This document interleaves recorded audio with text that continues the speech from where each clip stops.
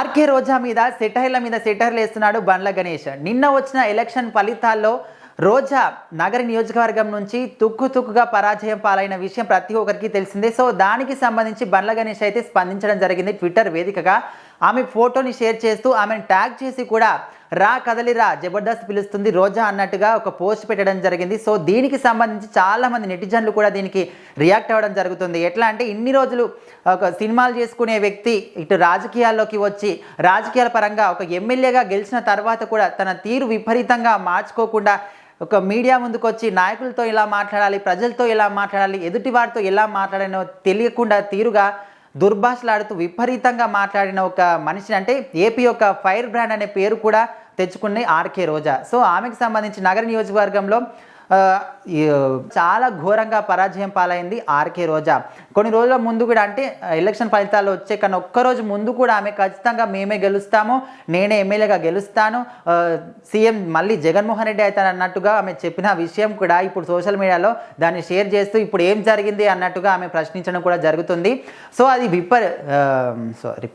So దానికి సంబంధించి ఇది క్వైట్ ఆపోజిట్గా జరిగింది అనమాట. ఎట్లా అంటే వాళ్ళిద్దరు కూడా ఓడిపోయారు. చాలా తుక్కుగా, అంటే చాలా అతి తక్కువ, అంటే వాళ్ళ కూటమికి సంబంధించి దరిదాపుల్లో కూడా పోలేనంత 11 సీట్లకే పరిమితం అయిపోయి చాలా ఘోరంగా పరాజయం పాలైపోయారు. సో ఇటు జబర్దస్త్ విషయానికి వస్తే రా కదలిరా మళ్ళీ జబర్దస్త్కి రా రా కదలిరా జబర్దస్త్కి మళ్ళీ రా అన్నట్టుగా బండ్ల గణేష్ పోస్ట్ చేయడం జరిగింది. గతంలో ఇచ్చిన ఒక ఇంటర్వ్యూలో కూడా వాళ్ళిద్దరి మధ్య వాగ్వాదం జరిగింది. అప్పుడు కూడా ఇద్దరు చాలా దుర్భాషలు ఆడుకున్న కొన్ని సందర్భాలు కూడా మనం చూసాం. అప్పటి నుంచి కూడా ఇప్పటి వరకు వారిద్దరికి అస్సలు పడడం లేదు.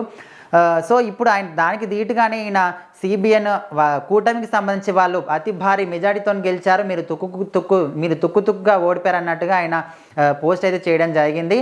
సో దీనికి సంబంధించి ఇది పక్కన పెడితే కూటమికి సంబంధించి అయితే ప్రతి ఒక్కరు నిర్మాతలు కావచ్చు, హీరోలు కావచ్చు, హీరోయిన్స్ కావచ్చు, చాలామంది కూడా సోషల్ మీడియా ప్లాట్ఫామ్స్ ద్వారా వాళ్ళ అభినందనలు అయితే తెలియజేస్తున్నారు. సో ఆర్కే రోజా మటుకు ఇప్పుడు నిన్న ఆమె ఓడిపోయినప్పుడు ఓట్ల లెక్కింపు జరిగేటప్పుడు తెలిసిపోయిన ఆమెకు ఆల్రెడీ నేను ఓడిపోతానని తెలిసినప్పుడు ఆమె అక్కడి నుంచి కౌంటింగ్ ఏరియా నుంచి